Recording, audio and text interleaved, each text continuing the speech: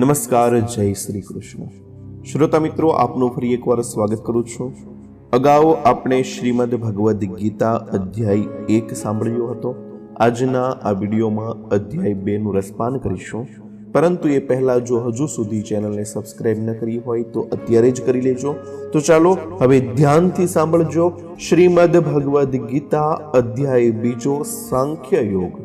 શરૂઆત થાય છે સંજયે ધૃતરાષ્ટ્રને કહ્યું કે હે રાજન, એમ કરુણાથી વ્યાપ્ત આંસુ ભર્યા વ્યાકુળ નેત્રોવાળા અને ખેદ કરતા અર્જુનને મધુસૂદને કહ્યું, હે અર્જુન, શ્રેષ્ઠ પુરુષોને અયોગ્ય સ્વર્ગ પ્રાપ્તિથી વિમુખ રાખનાર અને અપકીર્તિકારક આ મોહ અને આ વિષમ ઘડીએ ક્યાંથી ઉત્પન્ન થયો?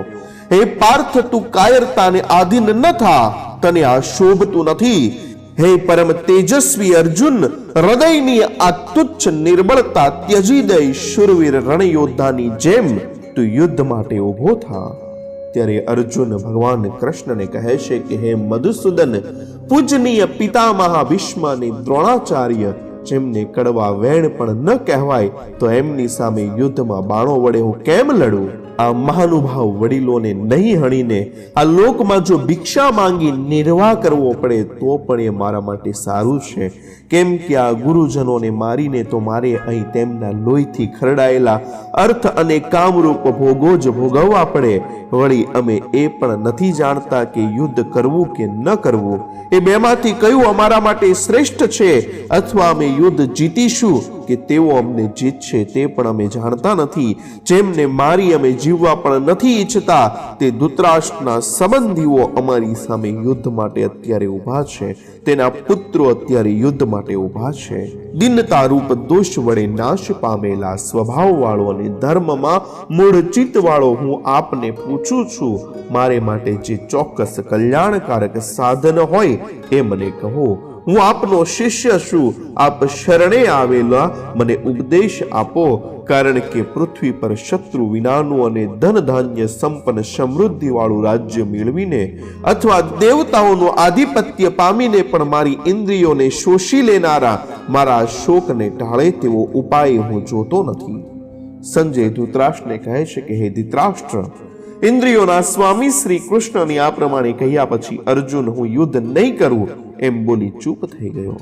હે ભરતધ્વજ, બંને સેનાઓની વચ્ચે શોક કરતા તે અર્જુનને શ્રી કૃષ્ણએ ઉપહાસ કરતા હોય તેમ કહ્યું કે હે અર્જુન, તું શોક નહીં કરવા યોગ્યનો શોક કરે છે અને પંડિતાઈના બોલ બોલે છે.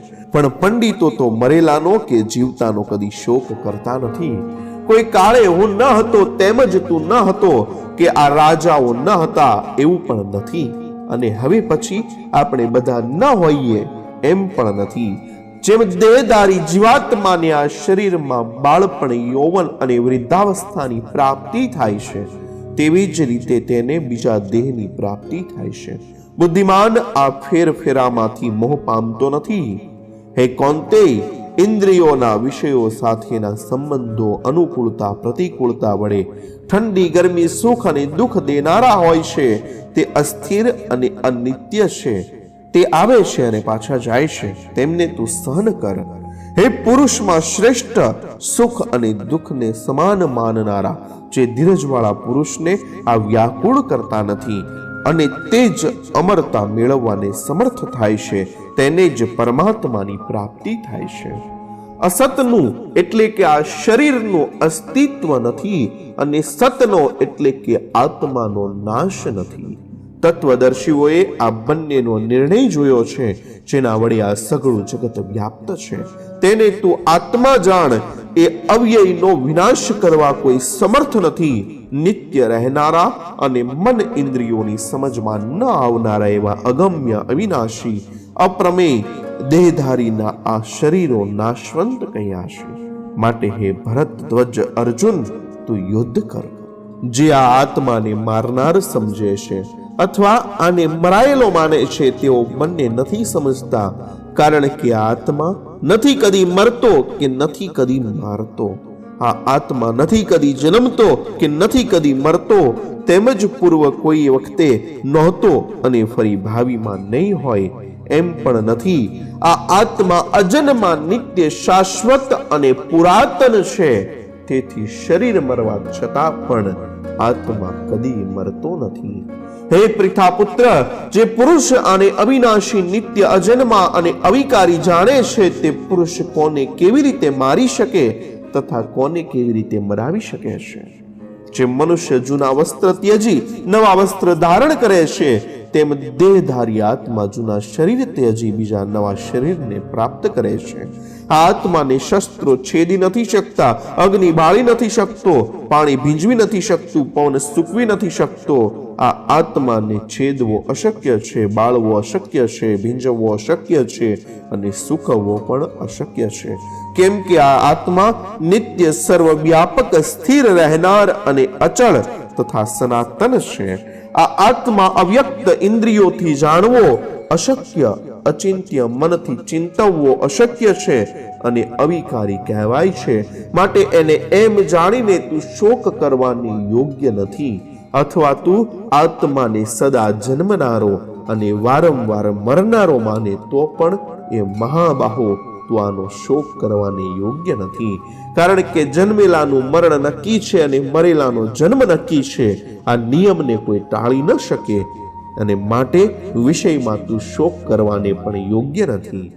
હે અર્જુન, આ સ્થાવર જંગમ સૃષ્ટિમાં સગળા પ્રાણીઓ આદિમાં અપ્રકટ, મધ્યમાં પ્રકટ અને અંતે અપ્રકટ જ હોય છે. તેમાં શોકને સ્થાન નથી. કોઈ આ આત્માને આશ્ચર્ય જેવો જુએ છે, તેમજ બીજો કોઈ આને આશ્ચર્ય જેવો કહે છે, ત્રીજો આને આશ્ચર્ય જેવો સાંભળે છે અને કોઈ તો આને સાંભળીને પણ સમજી નથી શકતો. સર્વના શરીરમાં દેહધારી આત્મા સદાય હણાય નહીં એવો છે. તેથી સર્વે પ્રાણીઓનો શોક કરવો તને યોગ્ય નથી. વળી સ્વધર્મને જોઈને પણ તું કંપવાને યોગ્ય નથી. કેમ કે ક્ષત્રિય માટે ધર્મયુક્ત યુદ્ધથી બીજું કોઈ કલ્યાણકારક કર્તવ્ય નથી. હે પાર્થ, અનાયાસે પ્રાપ્ત થયેલું સ્વર્ગના ખુલ્લા દ્વાર રૂપ આવું યુદ્ધ ભાગ્યશાળી ક્ષત્રિયોને જ પ્રાપ્ત થાય છે. આમ છતાં જો તું આ ધર્મયુક્ત યુદ્ધ નહીં કરે તો તારા સ્વધર્મ અને કીર્તિનો નાશ થશે તથા તને કર્તવ્ય પાલન ન કર્યાનું પાપ લાગશે. વળી બધા લોકો લાંબો કાળ રહેનારી તારી અપકીર્તિ ગાયા કરશે અને પ્રતિષ્ઠા પામેલાને આ માટે અપકીર્તિ મરણથી પણ અધિક દુઃખદાયી હોય છે. મહારથીઓ તને મરવાના ભયને લીધે રણમાંથી હટી ગયેલો માનશે, તારી હાંસી ઉડાવશે અને જે વસ્તુમાં તું બહુમાન પામ્યો છે તેઓમાં હલકો પડીશ અને તારા સામર્થ્યની નિંદા કરતા તારા દુશ્મનો ન બોલવા જેવા ઘણા વચનો બોલશે. એ તું તારા કાને સાંભળી નહીં શકે અને તેથી વધારે દુઃખ કયું હોય? જો તું યુદ્ધમાં માર્યો જઈશ તો સ્વર્ગને પામીશ, અથવા જીતીશ તો પૃથ્વીને ભોગવીશ. તેથી હે કૌંતેય, યુદ્ધ માટે નિશ્ચય કરી તું ઉઠ. સુખ દુઃખને, લાભ અલાભને તથા જય પરાજયને સમાન ગણી યુદ્ધ માટે તું તૈયાર થા. એ રીતે યુદ્ધ કરવાથી તને પાપ લાગશે નહીં. આ જ્ઞાન તને સાંખ્ય યોગ વિશેનું કહ્યું. હવે નિષ્કામ કર્મયોગ વિશેનું આ જ્ઞાન સાંભળ. જે જ્ઞાનથી યુક્ત થઈ તું કર્મના બંધનને તોડી શકીશ. આ કર્મયોગમાં આરંભનો નાશ નથી અને વિપરીત પરિણામ પણ આવતું નથી. આ ધર્મ પાલનનું અતિ થોડું આચરણ પણ મનુષ્યને જન્મ મરણના મોટા ભયથી ઉગારી લેશે. હે કુરુનંદન, આ કર્મયોગમાં દ્રઢ નિશ્ચય વાળાઓની બુદ્ધિ એક જ હોય છે અને સ્થિર નિશ્ચય વગરનાઓની બુદ્ધિ એટલે કે વાસનાઓ ઘણી શાખાવાળી અનંત હોય છે. એ અર્જુન જેઓ કામનાઓમાં તન્મય થયેલા છે અને સ્વર્ગ તથા સ્વર્ગના સુખોને જ પરમ વસ્તુ રૂપે સમજે છે, તેઓ વેદના ફળદર્શક વાક્યોમાં આસક્ત થઈ આના કરતા બીજી કોઈ ઉત્તમ વસ્તુ છે જ નહીં એમ કહેનારા હોય છે. આવા અજ્ઞાનીઓ જન્મ પર્યંત કર્મના ફળો આપનારી, ભોગ તથા ઐશ્વર્યની પ્રાપ્તિ માટે કર્મકાંડની અનેક પ્રકારની ક્રિયાઓનું વર્ણન કરનારી ફૂલઝરતી વાણી બોલ્યા કરે છે. વેદની એ રોચક વાણીથી હરાઈ ગયેલા ચિત્તવાળા એ માણસો ભોગ અને ઐશ્વર્યમાં આસ્તક બની ગયા હોય છે. તેવા ભૌતિક ફળો મેળવવા માટે ક્રિયાઓમાં ગુથાઈ ગયેલા હોય તેમના અંતકરણમાં પરમાત્મા પ્રત્યે એક જ નિશ્ચયવાળી બુદ્ધિ પેદા થતી નથી કે નથી તેમની બુદ્ધિ પછી સમાધિમાં સ્થિર થઈ શકતી.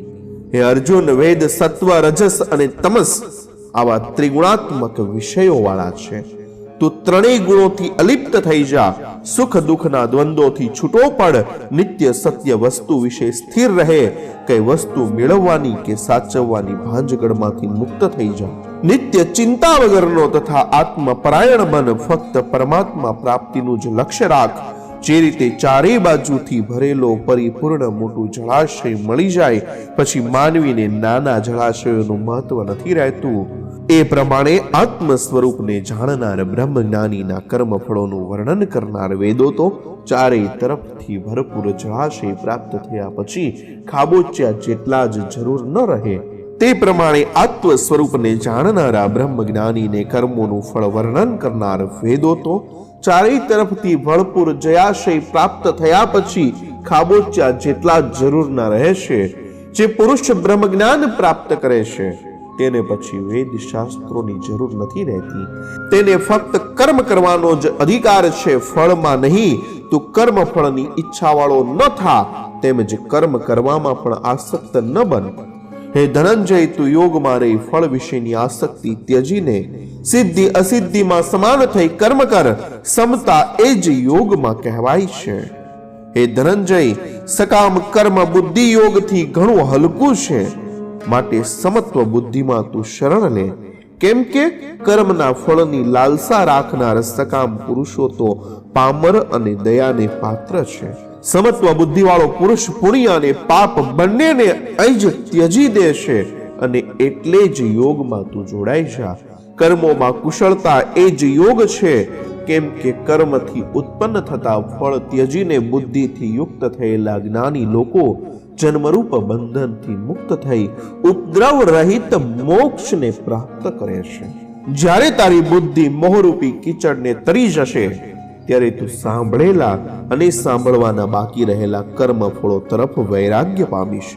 શાસ્ત્રોના અનેક પ્રકારના સિદ્ધાંતો મતભેદો સાંભળીને વિચલિત થયેલ તારી બુદ્ધિ જ્યારે નિશ્ચળ થઈને સમતારૂપ સમાધિમાં સ્થિર થશે ત્યારે તું તત્વજ્ઞાન રૂપ ફળને પામીશ. એટલે એ સમયે અર્જુન પ્રશ્ન કરે છે કે હે કેશવ, સમાધિમાં રહેલા સ્થિત એટલે કે સ્થિત પ્રજ્ઞના લક્ષણો કયા છે? તે મનુષ્ય સ્થિર બુદ્ધિ વાળો હોય બોલવા ચાલવા બેસવા ઉઠવા વગેરેમાં કેવી રીતે વર્તે છે? ત્યારે ભગવાન કહે છે કે હે પાર્થ, જ્યારે મનુષ્ય મનમાં રહેલી સર્વે કામનાઓને ત્યજી દેશે, આત્મા વડે આત્મામાં જ સંતોષ પ્રાપ્ત કરે છે, ત્યારે તે સ્થિત પ્રજ્ઞ કહેવાય. દુઃખોની પ્રાપ્તિમાં પણ ઉદ્વેગ રહિત મનવાળો, સુખોની પ્રાપ્તિમાં સદાય નિસ્પૃહ થયેલો અને જેના રાગ ભય તથા ક્રોધ નાશ પામ્યા હોય તે સ્થિત પ્રજ્ઞ મુનિ કહેવાય. જે સર્વત્ર આસક્તિ રહિત હોય અને સારું થાય તો હર્ષ નથી પામતો કે ખોટું પ્રાપ્ત થવાની ખેદના નથી રાખતો, તેની બુદ્ધિ સ્થિર છે. જેમ કાચબો પોતાના સર્વ અંગો સમેટી લે છે, તેમ મનુષ્ય જ્યારે સર્વે ઇન્દ્રિયોને ઇન્દ્રિયોના વિષયોથી બધી જ રીતે સમેટી લે છે ત્યારે તેની બુદ્ધિ સ્થિર થાય છે. નિરાહારી અર્થાત ઇન્દ્રિયના વિષયોને ન માણનાર પુરુષના વિષયો તો છૂટે જ છે, પણ તેના વિષયો તરફનો રસ દૂર થતો નથી. એ રસ્તો પરમ રસ પરમાત્માના દર્શનથી નિવૃત્ત થાય છે. હે કૌંતેય, ઇન્દ્રિયો એવી મંથન કરનારી છે કે નિગ્રહનો પ્રયત્ન કરતા વિદ્વાન પુરુષના મનને પણ તેઓ બળાત્કારે વિષયો તરફ લઈ જાય છે, ખેંચે છે. તે સર્વે ઇન્દ્રિયોને વશ કરી યોગીએ મારામાં તન્મય રહેવું જોઈએ. કેમ કે જેની ઇન્દ્રિયો વશમાં હોય છે તેની બુદ્ધિ સ્થિર થાય છે. વિષયોનું ચિંતન કરતા પુરુષને મનના વિષયોમાં આસક્તિ થાય છે. આસક્તિથી કામના ઉત્પન્ન થાય છે અને કામનાથી ક્રોધ જન્મે છે. ક્રોધથી મૂઢતા ઉપજે છે. મૂઢતાથી સ્મૃતિનો નાશ થાય છે અને સ્મૃતિનો નાશ થવાથી બુદ્ધિનો નાશ થાય છે અને બુદ્ધિના નાશથી મનુષ્યનું કલ્યાણ માર્ગેથી સંપૂર્ણ પતન થાય છે. પરંતુ જેણે મનને વશ કર્યું છે તેઓ મનુષ્ય રાગ દ્વેષ વિનાનો પોતે વશ કરેલી ઇન્દ્રિયો વડે પ્રવૃત્તિ કરતો હોવા છતાં પ્રસન્ન પામે છે. એ પ્રસન્નતા પ્રાપ્ત થતા મનુષ્યના સર્વે દુઃખો નાશ થાય છે. કેમ કે પ્રસન્ન ચિત્ત વાળાની બુદ્ધિ જલ્દી સ્થિર થાય છે પરંતુ જેનો મન અને ઇન્દ્રિયો પર સંયમ નથી, જેની ભોગોમાં આસક્તિ છે, એવા અસ્થિર ચિત્તવાળાની બુદ્ધિ સ્થિર હોતી નથી અને આવા અસંયમીને ભાવના એટલે કે શ્રદ્ધા ભક્તિ હોતી નથી. આવા ભાવના રહિત શ્રદ્ધા રહિત મનુષ્યને ક્યારેય પણ શાંતિ મળતી નથી અને આવા અશાંત મનુષ્યને સુખ પણ ક્યાંથી પ્રાપ્ત થાય?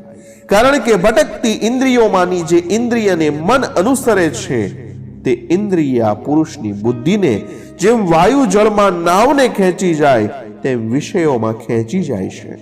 માટે હે અર્જુન, સઘળા ઇન્દ્રિયોના વિષયમાંથી જેની સર્વે ઇન્દ્રિયો બધા પ્રકારે વશ થયેલી છે તેની જ બુદ્ધિ સ્થિર થાય છે. જે જ્ઞાન દશા સર્વે પ્રાણીઓની રાત્રિ છે તેમાં સંયમી જાગે છે અને જે ભોગની ઈચ્છામાં જે પ્રાણીઓ જાગે છે તે મુનિની રાત્રિ છે. જેમ ઘણી નદીઓના પ્રવેશથી ચારેય બાજુ જળથી ભરાતો હોવા છતાં એ સમુદ્ર જેમ પોતાની મર્યાદામાં અચળ રહે છે, તેવી રીતે જે સંયમી પુરુષમાં સંસારના સર્વે વિષયો જેમાં વિકાર કર્યા વિના સમાઈ જાય છે તે મનુષ્ય શાંતિ પામે છે. વિષયના ભોગોની કામના વાળો મનુષ્ય કદી શાંતિ પ્રાપ્ત નથી કરી શકતો. આમ જે પુરુષ સર્વે કામનાઓને ત્યજી નિસ્પૃહ મમતા રહિત અને અહંકાર રહિત થઈ પરબ્રહ્મમાં વિચરે છે તે જ વ્યક્તિ શાંતિને પ્રાપ્ત કરે છે. હે પાર્થ, બ્રહ્મને પ્રાપ્ત થયેલાની સ્થિતિ આવી છે. તે સ્થિતિને પામ્યા પછી મનુષ્ય ફરીથી સંસારના મોહને વશ થતો નથી. અંતકાળે પણ આ સ્થિતિમાં રહીને તે મોક્ષ રૂપ શાંત બ્રહ્મપદને પ્રાપ્ત કરે છે. ઓમ તત્સિદ્ધિ. શ્રીમદ ભગવદ્ ગીતા સુપનિષદસુ બ્રહ્મ વિદ્યાયામ યોગશાસ્ત્રે શ્રી કૃષ્ણ અર્જુન સંવાદ સાખ્ય યોગ નામે દ્વિતીયોધ્યાય સંપૂર્ણમ. તો શ્રોતા મિત્રો, અહીંયા બીજો અધ્યાય સાંખ્ય યોગ નામનો પૂર્ણ થાય છે. આગળના ધાર્મિક વિડીયોમાં આપણે કર્મયોગ નામનો ત્રીજો અધ્યાય સાંભળીશું. તો ચાલો હવે ફરી મળીશું એક નવા ધાર્મિક વિડીયો સાથે. જો અમારા ધાર્મિક વિડીયો તમને પસંદ આવતા હોય તો સૌને કહેજો, અને જો પસંદ ના આવતા હોય તો અમને કહેજો. આ કોમેન્ટ એકવાર અવશ્ય કરજો જેથી અમને ખબર પડે. તો ચાલો ફરી મળીશું એક નવા ધાર્મિક વિડીયો સાથે. ત્યાં સુધી જય શ્રી કૃષ્ણ.